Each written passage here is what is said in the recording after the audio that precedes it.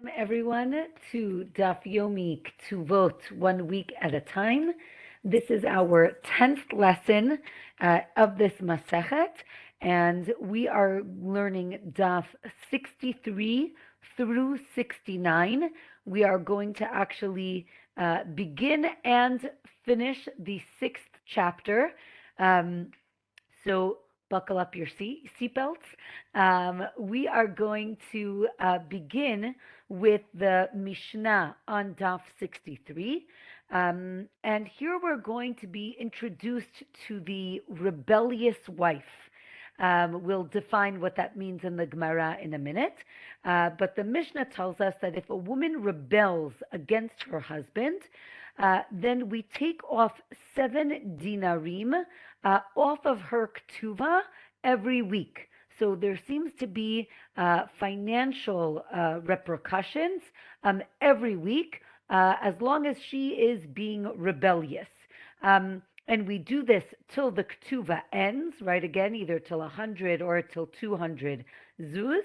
And then he can divorce her and she does not receive a ketubah because she lost all of that money. Or you keep going even beyond the 200 zuz of her ketubah, and basically you subtract it, but from any money, let's say if she had an inheritance or any other money, so you can keep going and going. If the husband rebels against his wife, he needs to add to her ketubah 3 dinarim every week. So on one hand, there seems to be, an equality in the sense that we recognize that there's rebellion against the husband and rebellion against the wife. However, if you were listening carefully, there's a difference in terms of the amount of money that the person is fined. The woman loses 7 dinarim every week from her ketubah. The husband needs to pay 3 dinarim every week, so 7 and 3. But we have every week, and we do have both of them being held accountable. We'll put it that way. The Gemara asks, what does it mean that the spouse is rebellious? What does that mean? So the Gemara says that it means refusing to have relations. Again, having intimacy between a husband and wife, as we learned last week, is very important according to Jewish law. And therefore, if one of the partner says, I refuse to have relations with you, that is problematic. Or maybe rebellion means that they refuse to work for each other, meaning either refuse to support each other, refuse to help around the house, and the Gemara is going to describe what these are. The Gemara continues to tell us that this rebellion can exist when they're even engaged, or when they're married, whether the person is impure, right, in nida, or sick. And again, now the Gemara asks, well, if we're talking about nida, obviously, if the woman is impure, she cannot have relations with the husband, and that might be a proof that we're talking about working for each other or doing things for each other, and not necessarily having relations. So the Gemara says that everyone agrees that if either the husband or the wife refuse to have relations, that is seen as rebellion. There's a machloket if work is considered a rebellion. And that seems to be a difference of opinion. Remember, we said that she might have till the money runs out. Another option is that she only has 4 weeks, and it does not continue indefinitely. It seems that they also announce in shul that this woman was rebellious. It seems that, again, in order to it could be that maybe that wasn't really what they were going to do, but maybe I don't want to use the word threatening, but threatening to to announce it in shul might prevent the excuse me, the husband or the wife from I guess acting in this way. Here, I think the reason I'm saying this is because the Gemara then discusses how we try to get them back together, right? It seems that this couple is having difficulties, and therefore we try to encourage, right, maybe couples therapy. Again, the Gemara doesn't use that language, but the Gemara does say maybe we should try to talk to them and get them back together, right? It seems that there's something wrong with this relationship, and that we should try to get them back together. Or the Gemara says, no, if the husband or the wife is being so extreme as to rebel against her husband or her husband or his wife, maybe then we say, I don't want to say there's no hope, but maybe this relationship is not one that can be saved, and maybe you leave them alone. You don't get involved in terms of trying to make them come back together.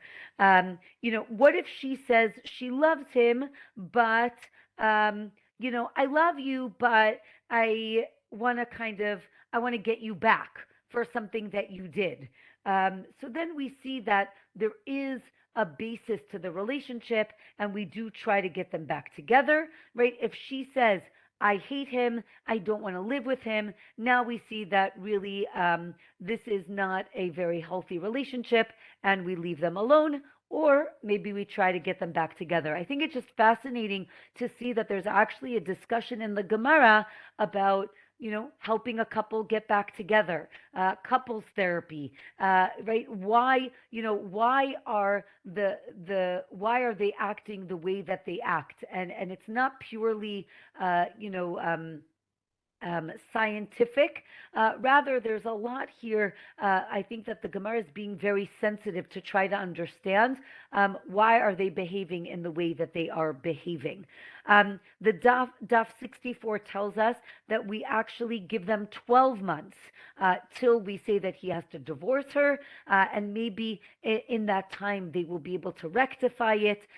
However, if she is rebelling against him, then in that 12 months he does not need to support her, right? Again, if she's saying, I'm not going to cook or clean or give you any money, so he has the right to say, I'm also not going to give you any money. Remember, we said that there's a reciprocal relationship between the husband and wife, and therefore, if she's rebelling, he doesn't need to support her.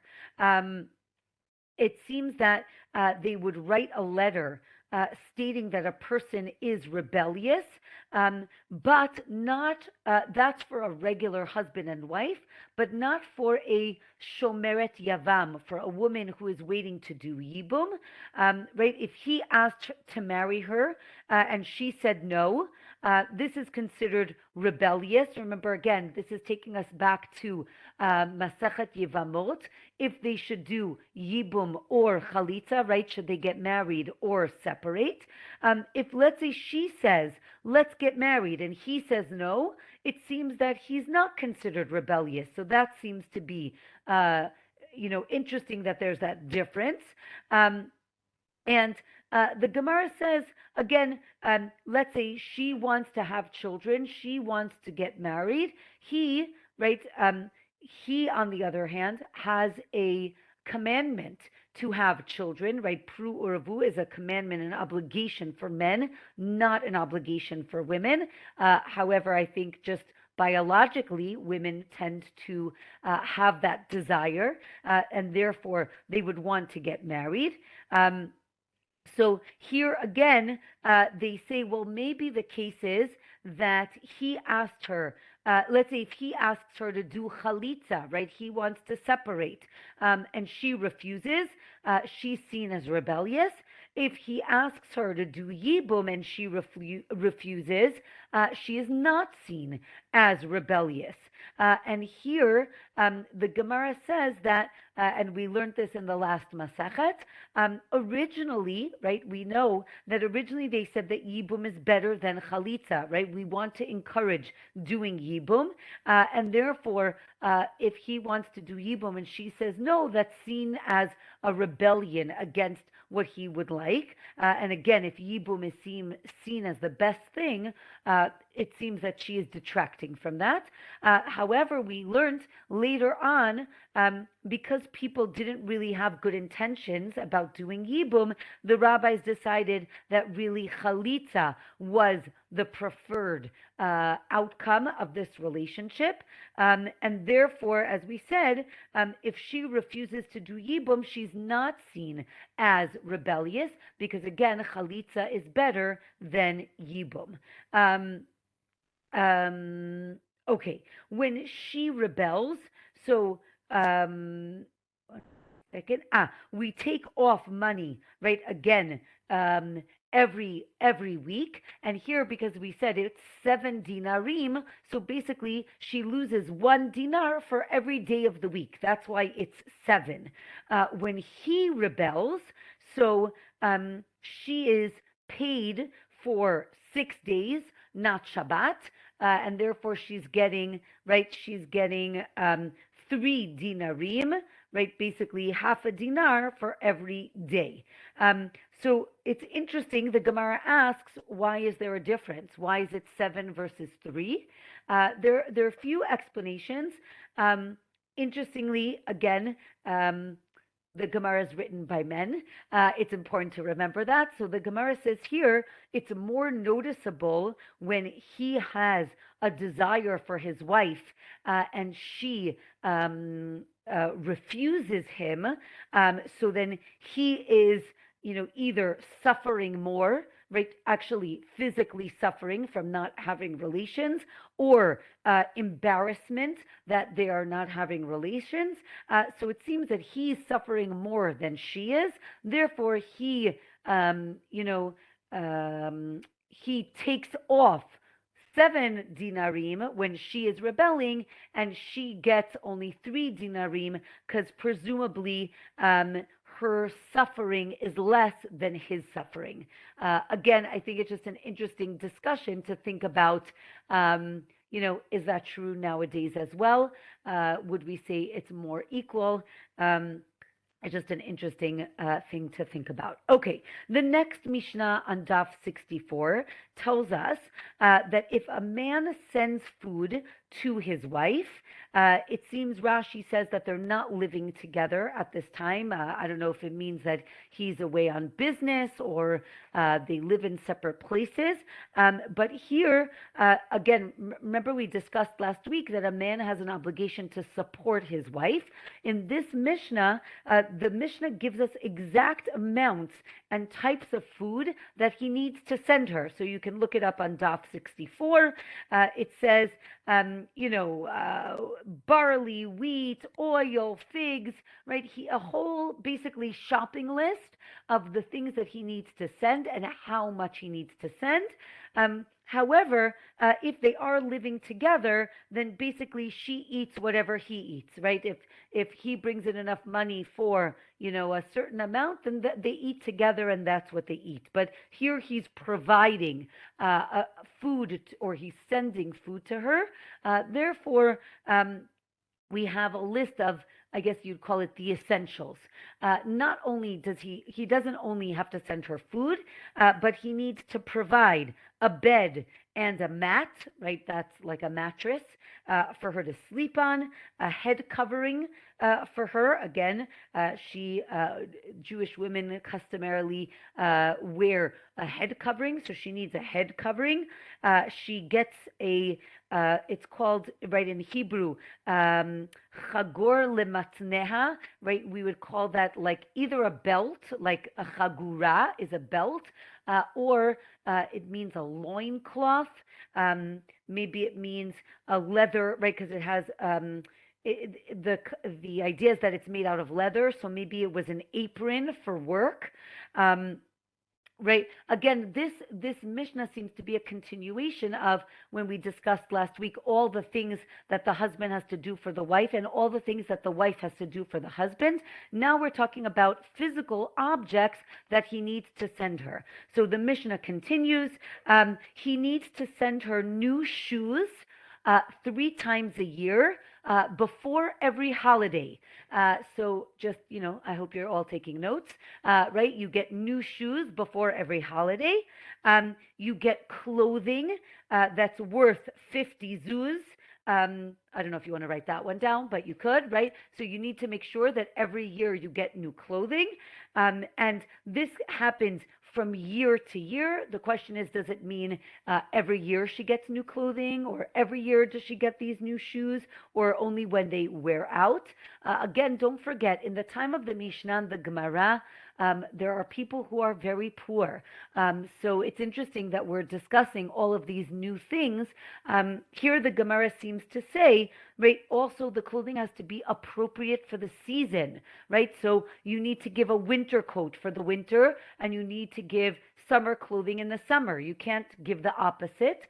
Another option is you give, again, if we're talking about a poorer society, you give new clothes for the winter, right? They're thick, they're heavy, and if you wear them every day or often, they get worn out, and therefore they'll be okay for the summer because they'll be worn out and then thin for the summer. And the Mishnah continues that the worn clothing from last year's are hers to keep. Right, that reminds me of The Sound of Music, where she makes clothing out of the drapes, right, meaning all the scraps. So this is, right, the scraps of the clothing she gets to keep. She can make them into, dishcloths or rags for the house. So she gets to keep whatever is worn out. She also gets an allowance of a ma'ah per week. These are for her expenses. Again, I don't think this is. I think when we hear the word allowance, we think of it being belittling, in terms of you get an allowance to a child.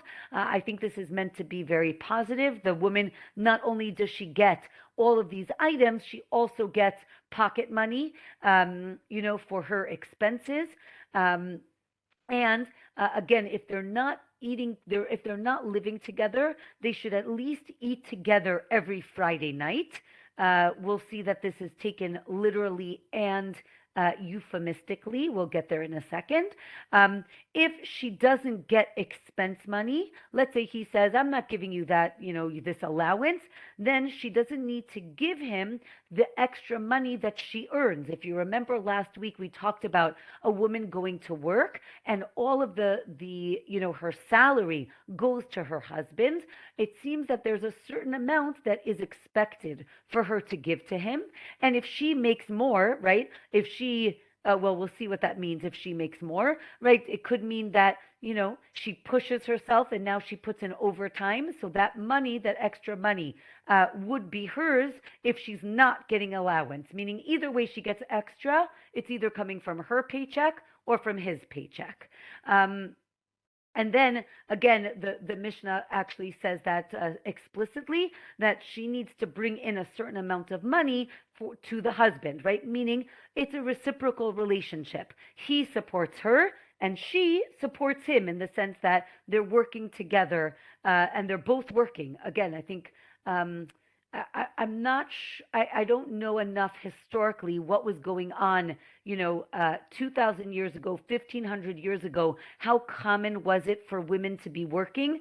But it seems to me that it's quite progressive, right? That the Gemara, that the Mishnah, and then the Gemara are saying there's an expectation that it's a two salary household, which I think is just interesting in terms of just sociologically. Here the Gemara says that if she's nursing, then she can earn less, and if that's the case, that she's nursing, so she doesn't have to work as much, and she gets more food, which makes sense to us. But it's interesting that, again, I think very sensitive of the Gemara to recognize that a nursing woman cannot go to work from 9 to 5 and needs more because now she's eating for two. And the Mishnah ends by saying, all of this is for poor people, right? This whole list is for poor people. If they're rich, then they should give her more. So again, I think very progressive, very, I think very forward thinking, how the husband must take care of his wife and make sure that she has everything that she needs.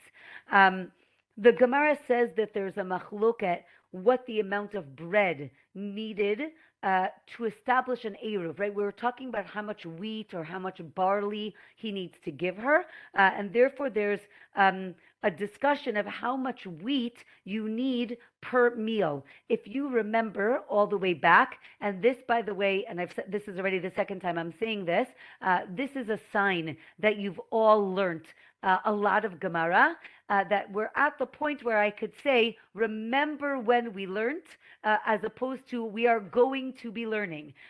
So just those of you who have been doing this for 2.5 years, I hope you're feeling very, I don't know, proud of yourselves at all the Torah that you're learning. Anyway, if you remember in Masechet Eruvin, that was a long time ago, we talked about making an Eruv was, right, we always think about the strings, but we talked about putting food in one central area. And it was based on 2 meals that you would need for Shabbat.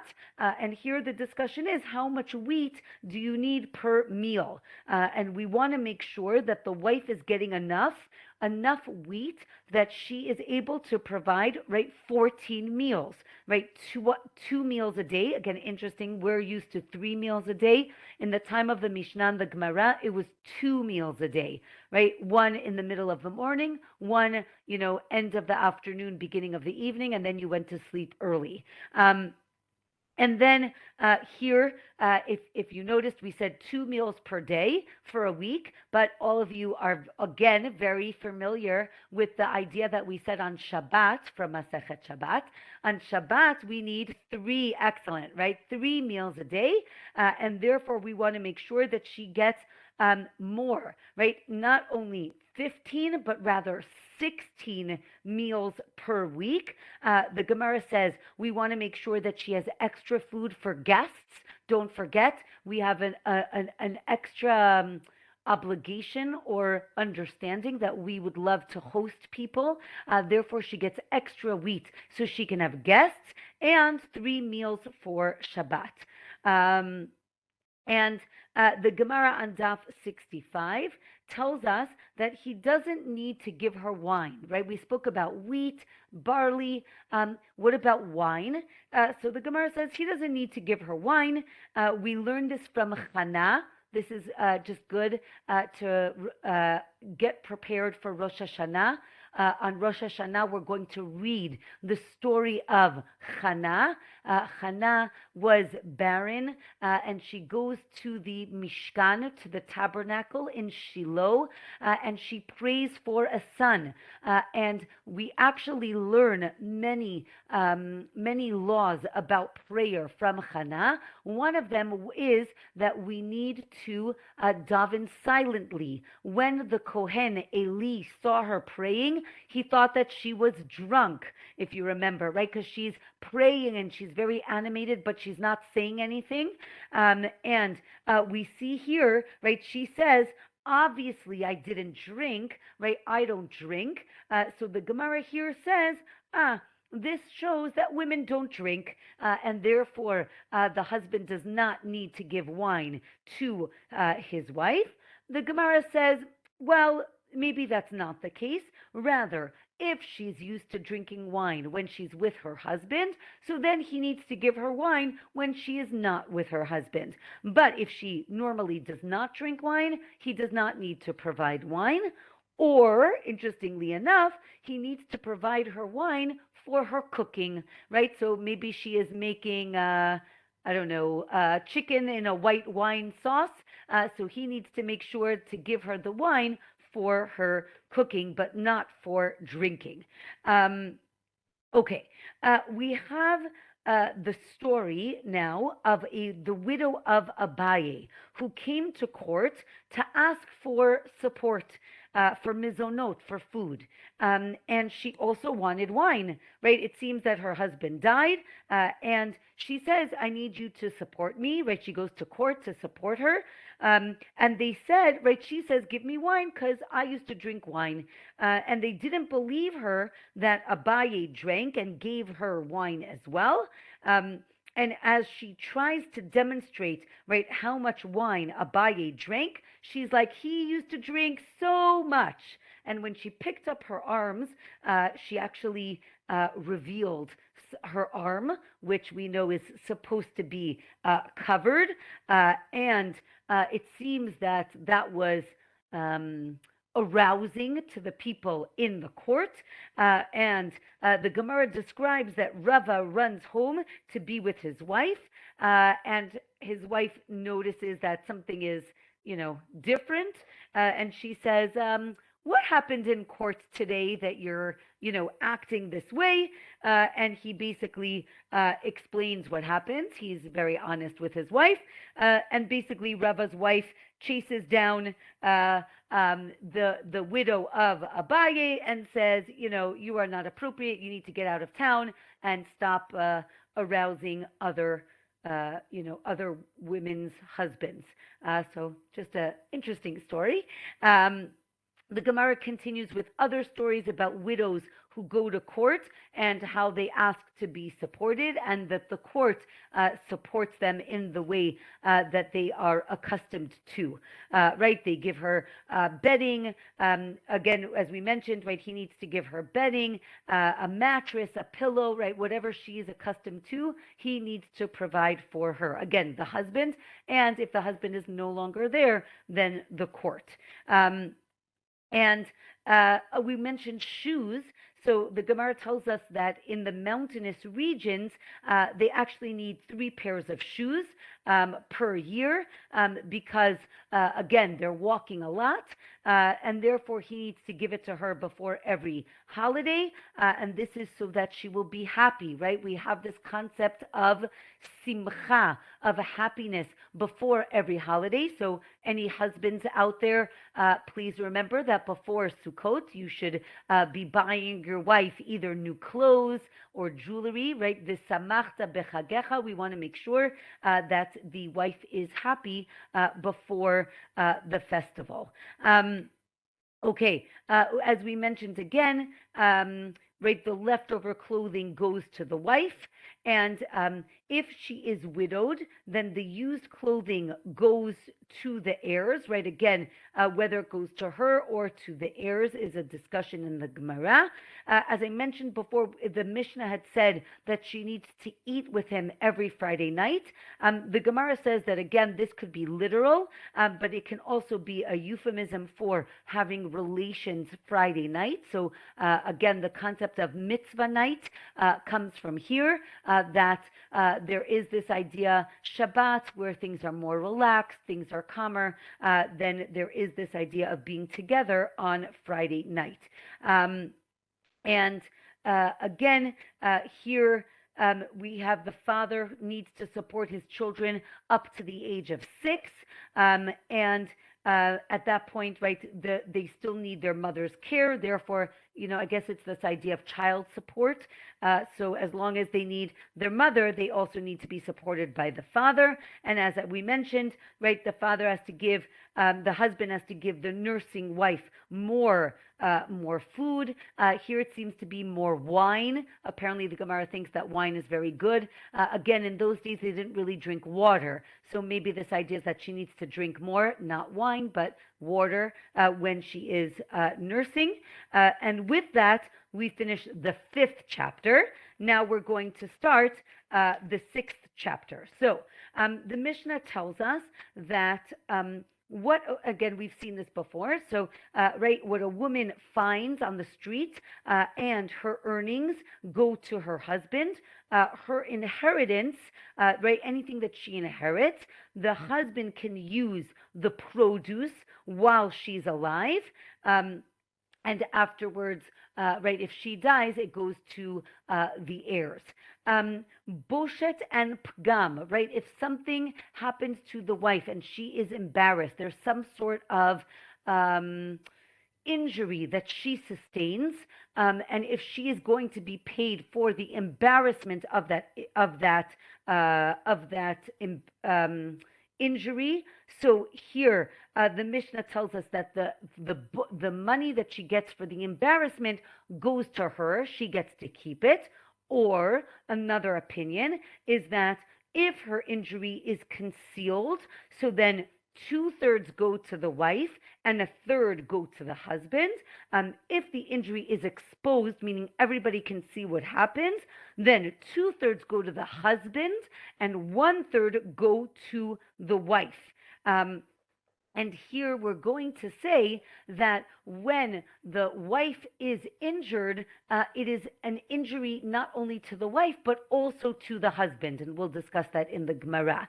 And her part of her money, right, can be used to buy land, and he can eat the fruits from the land, but the land is her land. Okay, the Gemara tells us that this is very unique in the sense that the husband can eat the produce from her land, because we said earlier in this masechet, the father does not have that right. The husband does have that right. It's only for the husband. There's a machloket if a woman finds something on the street, if it goes to the husband or if it can go to her. Daf 66 tells us that no, the machloket is about her extra earnings. Remember, we mentioned that if she has extra earnings, maybe she can keep it. And the Gemara says that if she worked extra, right, if she did overtime or she gets a second job, that money goes to her because she put in extra effort. If she invested in the stock market and the money went up and she made more money without any extra effort, then the husband, gets the surplus. Okay, here the Gemara talks about this concept of boshet, of embarrassment, and basically, it's a lengthy discussion, but basically says that the husband suffers embarrassment when his wife is embarrassed, and therefore he also gets part of that payment. And it's important to understand that the Rishonim, the commentators on the Talmud say it's not that she loses money, rather she gets what she would be owed, and another third will go to the husband, right? She doesn't lose out, but another third goes to the husband because, and here I think it's actually a beautiful idea, right? When we say in the halachic world, in the Jewish law world, we say ishto kegufo, right? It means a husband and wife are like one body, right? We learn it from the beginning of Breshit that says that a husband and wife should become one unit. And here it's taken almost literally, right? When she suffers pain, loss, injury, he suffers as well. So I think it's actually a beautiful idea. I think for a minute we're taken aback because we think that she's losing money. I don't think that she loses money. Rather, he also gets compensated for the embarrassment that she gets. Okay, the next Mishnah is going to talk about a dowry. So let's just understand the rest of this chapter is going to be about a woman's dowry. So the dowry is given by the father of the bride. It's given to the couple, and the husband can use whatever money is given or property. We'll see in a minute. If the husband dies, so then the wife gets the value of what she brought in, right? Either if he dies or if they get divorced, she gets back what she brought into the marriage. And the last thing is that this needs to be written down, right? It's written down in the Ketubot what she is bringing into the marriage, right? The dowry. So the Mishnah tells us that if a father was going to give a certain dowry to the husband, but then the husband dies before they get married, so then again, right, there's going to be yibum. Let's say there's going to be yibum. The father doesn't need to give the same amount to the yavam, right? He can say, nah, I was going to give that to your brother. I don't need to give it to you, meaning that commitment is only between the father-in-law and the son-in-law and not to his brother. Um, and let's say she brings in 1,000 dinar in cash, right? She shows up, or the father-in-law shows up with a suitcase of cash. Just like today, cash is very valuable in the sense that it's liquid, and therefore, if she brings in 1,000 dinar, the husband needs to write in the ketubah that he owes her 1,500, right? Meaning 50% more than what she brought in because she brought cash.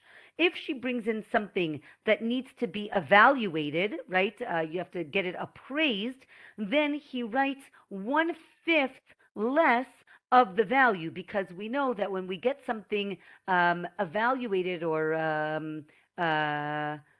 what's the word?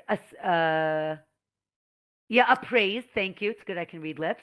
Right, if you get something appraised, so sometimes they inflate the value. Or another opinion here is that objects lose value as time goes on, right? Again, here we're not talking about antiques that probably go up in value, but things that are used tend to lose value. So therefore, he writes a little bit less. If they didn't inflate the value, meaning if you know that this is exactly what it's worth, then he writes the exact amount. If she didn't evaluate the item yet, and she says she's going to bring in something, so then she brings in something that's 1/5 of the value that he wrote down. Okay, the Gemara says again, why are there a few cases here? We understood the idea. The Gemara says that it's important to recognize that this idea of putting more when it's cash and putting a little less when it's objects has to do with even if it's a big item, a big ticket item, or a small ticket item, right? If it's a lot of cash or a little cash, it doesn't matter. Those percentages are consistent. The next Mishnah tells us, right, again, if she brings in cash, here it's much less, 1 selah, which is 4 dinar. He promises to give her 6 dinar, again, 50% more. And again, for every maneh, every 100 dinar that she brings in, right, he will give her, again, 10%. For every certain amount that she brings in, he is going to almost what we would call matching funds. He will give 10% of his own money into a kupa. Kupa means literally an account or a box. But it means he sets aside a certain amount of money, again, as expenses for her, right? She's bringing in something. He needs to set aside money for her. And the Gemara says that, again, he adds 50%, whether it's a lot or a little. What's this kupa? The Gemara says that maybe he sets aside a certain amount for her makeup, cosmetics, right? Again, expenses, but not expenses like bread, wine, food, rather makeup, perfume, maybe things that we would say aren't necessarily necessities, but things that she wants. And the Gemara asks, how often does he have to do this? Is it every day, every week, every month, for a year? And the Gemara says, Teku, we're not sure what that is. Okay, we have the story here of a woman whose husband dies. She's the daughter of Nakdimon ben Gurion, a very rich person. We'll hear more about him in a minute. But her husband dies, and she goes to court, and they basically award her a humongous amount of cash, right? It shows how rich they were. But later on, it seems that Rabbi Yochanan ben Zakkai sees her collecting like grain from the dung of sheep, really like destitute. This woman has no money, and he says to her, "I don't understand. Why are you doing this? You were so rich." And she basically says, um, um, basically her father and her father-in-law both lost all their money, and now she's destitute. And she seems to imply that the reason that they lost all their money was that they didn't give charity. But we know that Nakdimon ben Gurion actually did give charity. So the Gemara says maybe he did give charity, but not enough or not in the right way. And therefore, we'll get to a whole discussion about charity in a minute. But here we talk about Daf 67 talks about, we talked about bringing in cash and bringing in items. What if you bring in gold bars, right? Is it seen like cash, or is it seen like a utensil that can either get like, depreciate or used up? So the Gemara seems to say that this is seen as regular money, and you write the exact value. Okay, the next Mishnah tells us that a man doesn't say how much. Wait one second. Let's say the father or the husband didn't write in the ketubah how much the father was going to give. Meaning, let's say the father doesn't specify what the dowry is going to give, what he's going to give. The Mishnah tells us that there's a minimum of 50 zuz that the father must give as the dowry. With that, however, if the father says, "I'm not going to clothe my daughter, I'm not giving her anything, I guess, other than this dowry," the husband needs to support the woman. Here we're talking about before they get married, in the engagement period. He needs to make sure that she has clothing, right, even when she's still in her father's house. And from here, the Gemara talks about, right, we're talking about supporting the wife or the daughter. The Gemara says it's very important to support orphans, right, girls who have been orphaned, and therefore you should make sure that if you're going to give charity, and we're going to get into a whole discussion about charity, you need to support the girls before you support the boys.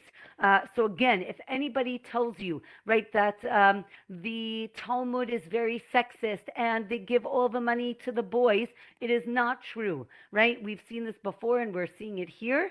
The rabbis say it's very important to support the girls before the boys, because the boys can always go out and ask for charity. The girls should not be going out and going door to door. It is not modest for them. It's dangerous, and therefore we support the girls.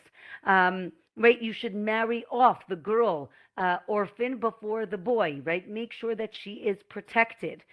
When you do marry off an orphan, make sure that they have a house, a bed, utensils. It's important for them to be set up, right, financially, and then you can marry them off. Now they're ready to support their spouse. How much are you supposed to give a poor person? The Torah tells us, dai mechsaro, meaning what's sufficient, right? You're supposed to give them what they're lacking. What does that mean? So the Gemara says it depends what that person was used to. And here's just very interesting, right? We're used to saying, oh, you give, 5 shekel, 10 shekel, you give what you can. You always should give what you can. But it's important to understand that we want to make sure that that person feels supported. And therefore, if you have a person who came from a very rich background and now they're very poor, the Gemara seems to say that they need more in order to be supported. And there's a lot of stories about giving charity. And therefore, right, the Gemara talks about the proper way to give charity. It needs to be, for the best way is to give a loan, right? You don't want to embarrass somebody. So you can say, oh, I'm going to give you a loan. And then at the end, you can say, oh, you know what? Just keep it. You don't need to pay me back. So that's a beautiful way to give charity. And there, here at the bottom of Daf 67 are many, I think, famous stories about sages giving charity, right, in secret, kind of dropping money behind them, of the wife who gave bread as opposed to the husband who gave money, and she was seen as giving better charity because bread he can eat already, as opposed to money, you can't eat money, you have to then go to the store. Right, and again, there are a lot of stories here. So if you want, look up. You can see at the bottom of Daf 67 a lot of stories about charity. If the Gemara says on Daf 68, if you don't give charity, it's as if you're worshiping idols, right? It's very serious. It's very important to recognize that charity is very important. This is also beautiful as we get up to Rosh Hashanah and Yom Kippur, right? We talk about giving charity is a form of doing repentance, of doing tshuva. So I think this is very fitting for us.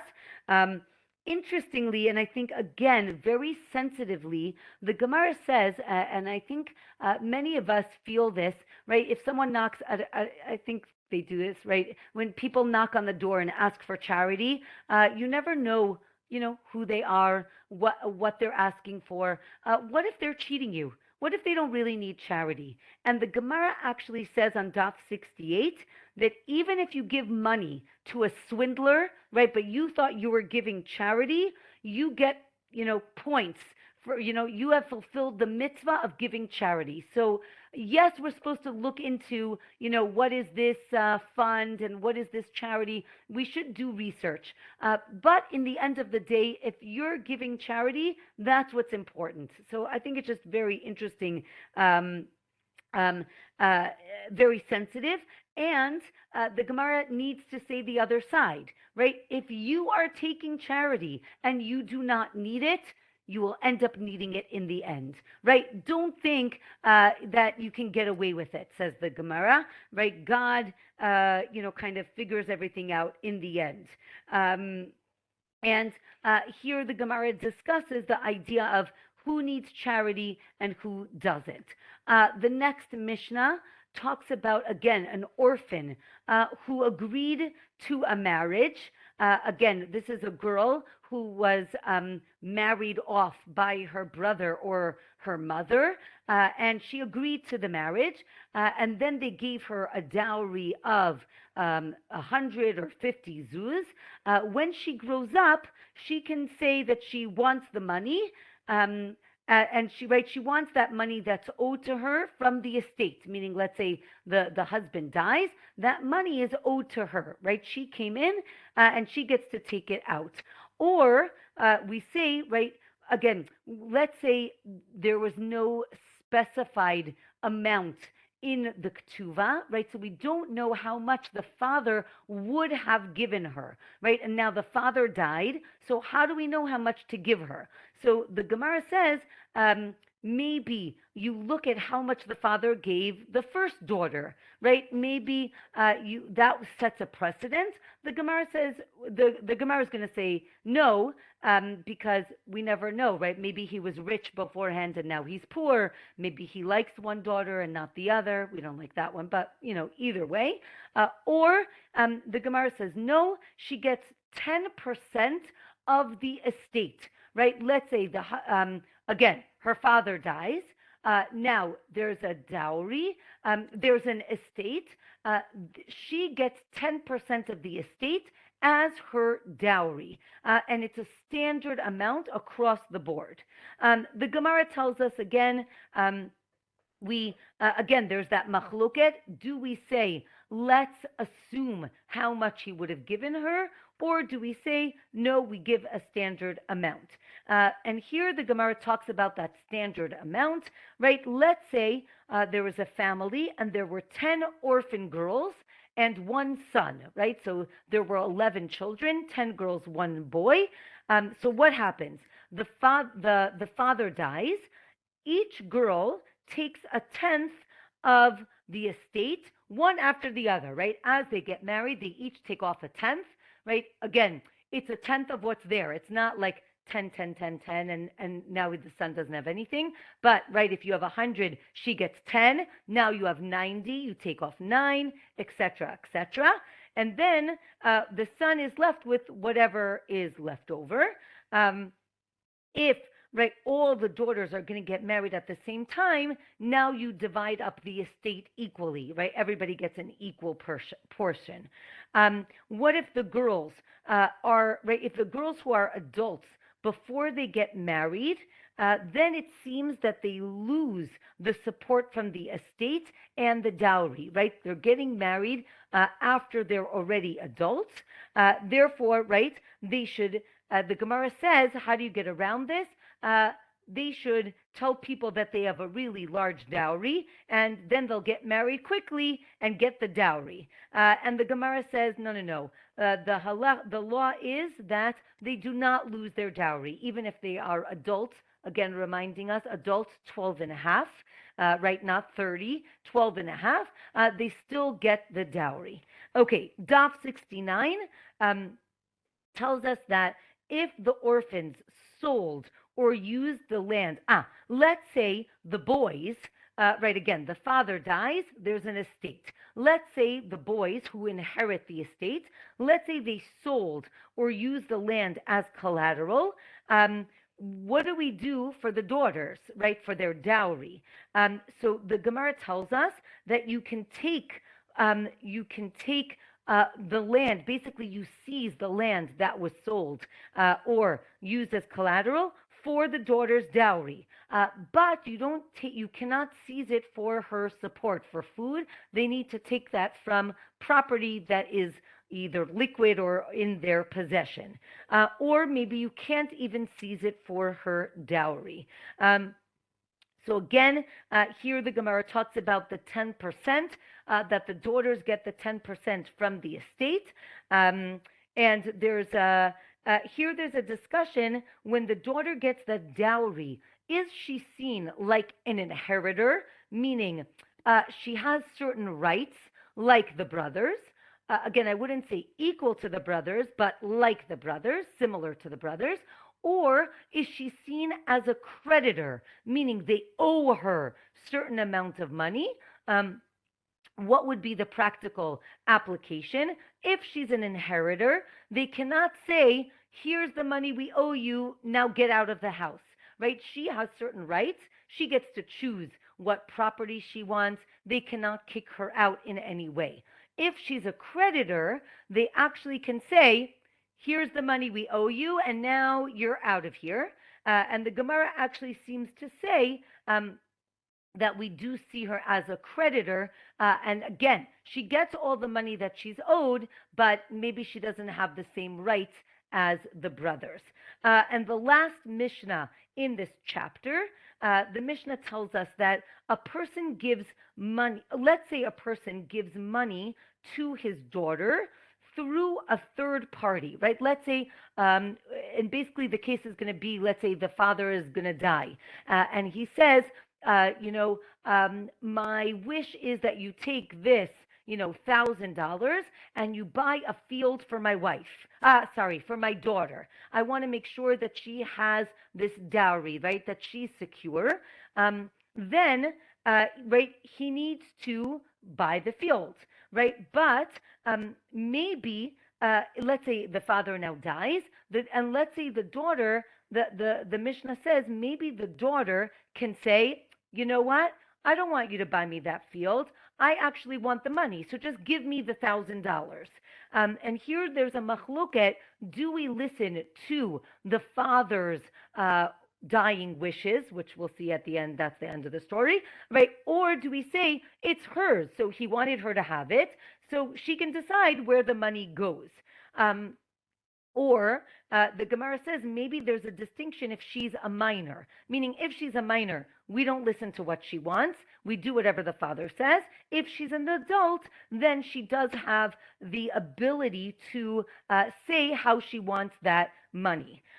Or maybe the Gemara now says, maybe the distinction is if she's married or if she is engaged, right? If she's married and she says, I know you were supposed to buy me land, but you know what? You can give that $1,000 to to my husband.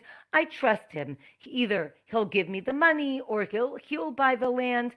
So maybe we say that that's okay because she's married and she's already in the relationship. Or maybe the distinction again is about her being an adult versus a minor. If she's an adult, she has the ability to say, "Give me the money." If she's a minor, she does not have that ability. And we're going to end the chapter by telling us, right? Rabbi Meir says we try to always listen to what the person who is dying, his wishes, right? There's the concept of a dying man's wish, and he doesn't have to write it down. He doesn't have to notarize anything. As long as he tells somebody on his deathbed what he wants, we try to listen to him as much as possible. And therefore, we're going to listen to his dying wish. And the chapter ends at the top of Daf 70, telling us that a minor, again, as we mentioned before, cannot do any transactions with real estate, right? Again, we need that third party to buy her the land. She cannot do it on her own, and therefore we listen to the father, and that third party is going to buy her that land, as the father said. And with that, we finish the 6th chapter, and wishing everybody a wonderful week. And yes, as Lynn said, there are a lot of famous stories. I didn't enumerate all of them. There really are a lot of famous stories this week. So I do encourage those of you who are interested in seeing those stories, you can look it up on Sefaria. I hope everyone knows about Sefaria, which is a website that has the Talmud available, whether in Hebrew or in English. It is very user friendly. So thank you, everyone. Have a wonderful week, and looking forward to learning with you again next week. Shavua Tov, everyone. Thank you, Rabbi.